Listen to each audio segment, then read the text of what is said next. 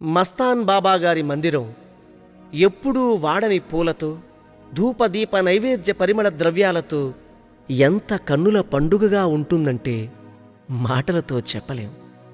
చూడడానికి ఆ దర్గా ఎంత సుందరంగా ఉంటుందో, పలకడానికి ఆ తండ్రి నామం అంత మధురంగా ఉంటుంది. ఇది మాటల కందని సత్యం. అది ఈ పాట విని తెలుసుకుని తరించండి.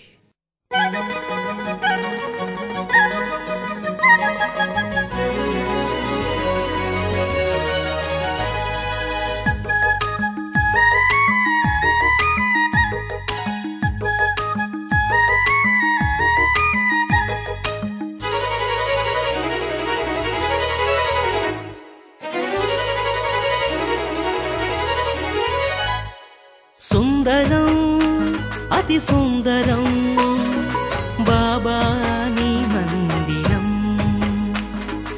అందరం మనమందరం బాబాకే ప్రియ భక్తులం.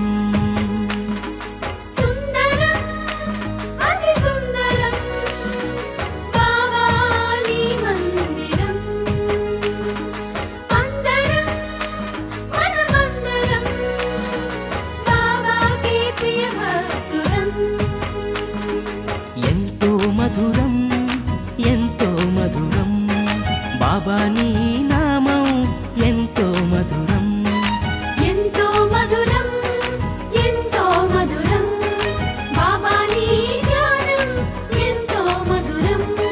సుందరం అతి సుందరం బాబా నీ మందిరం.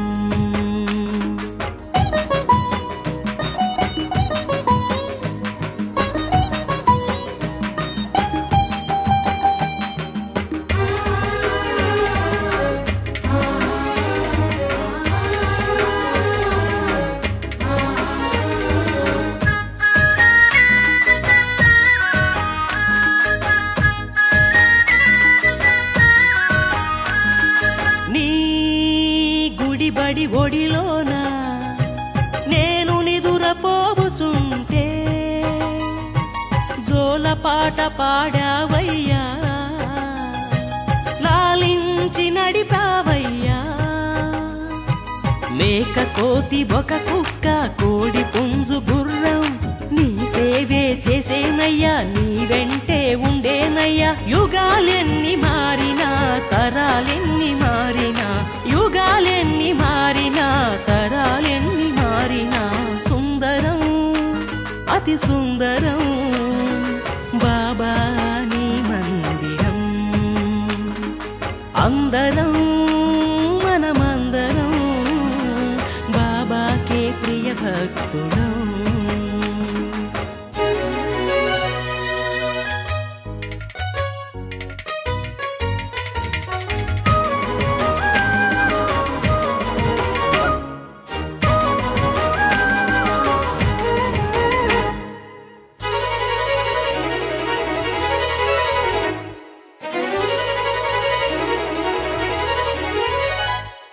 నీ నడబడి మదిలోన తలచుకుంటే చాలునయ్యా,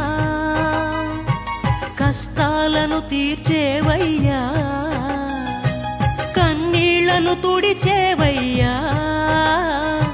సంతానం కొరకు నిన్ను వేడుకునే వారికి సంతానం ఇచ్చావయ్యా, సన్మార్గం చూపావయ్యా. శరణమంటూ వేడినా వరములిచ్చు దైవమా, శరణమంటూ వేడినా వరములిచ్చు దైవమా. సుందరం అతి సుందరం బాబా నీ మందిరం. అందరం మనమందరం బాబాకే ప్రియ భక్తులం. ఎంతో మధురం ఎంతో మధురం బాబా నీ నామం, ఎంతో మధురం ఎంతో మధురం ఎంతో మధురం బాబా నీ ధ్యానం, ఎంతో మధురం. మస్తాన్ బాబా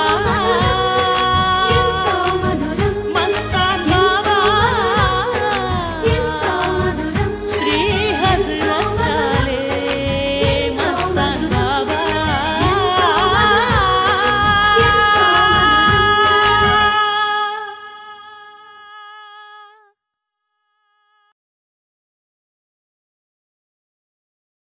బాబా ఆర్తులను ఆదుకోవడానికి, దుష్టులను శిక్షించడానికి, శిష్టులను రక్షించడానికి అనేక ప్రాంతాలలో అవతారాలు ఎత్తి జన్మిస్తాడు. ఇది గుంటూరు అదృష్టం. గుంటూరు మహాపట్టణంలో ఆ పరంధాముడు శ్రీ మస్తాన్ వలీ రూపంలో అవతరించాడు. మనల్నందరినీ కాపాడడానికి ఇక్కడ ఉదయించాడు. మస్తాన్ వలీ బాబా, నీకు సలాములయ్యా.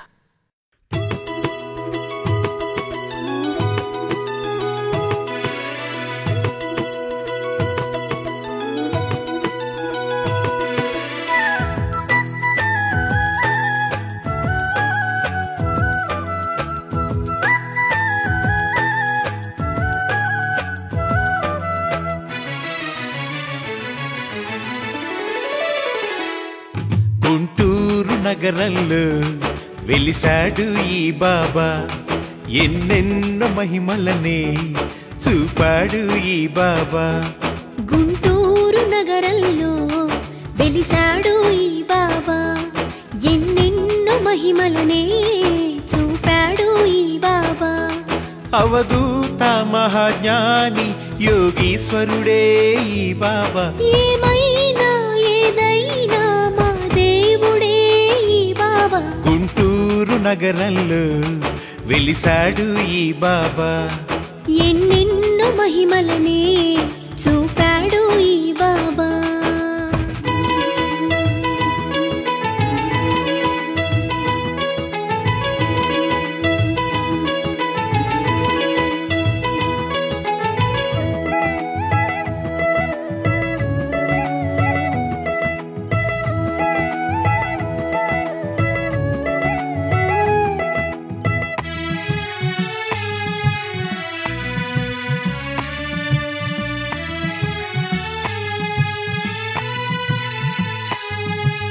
మునగ చెట్టు కింద బాబా సేద తీరువేళ, ఎర్రగా మారెను చూడుమా నీలి ఆకాశం. కమ్ముకు వచ్చెను నేస్తమా ఆకారు మేఘం, ఉరుములతో మెరుపులతో కురిసెను జడివాన. పిడుగుపడి ఒక ప్రాణి ప్రాణమొదిలే ఇలలోన, అది చూసి జనులంతా బాబాని వేడగా, బాబానేముటో అనగా తిరిగి ఊపిరే వచ్చెనుగా. గుంటూరు నగరంలో వెలిసాడు ఈ బాబా, ఎన్నెన్నో మహిమలనే చూపాడు ఈ బాబా.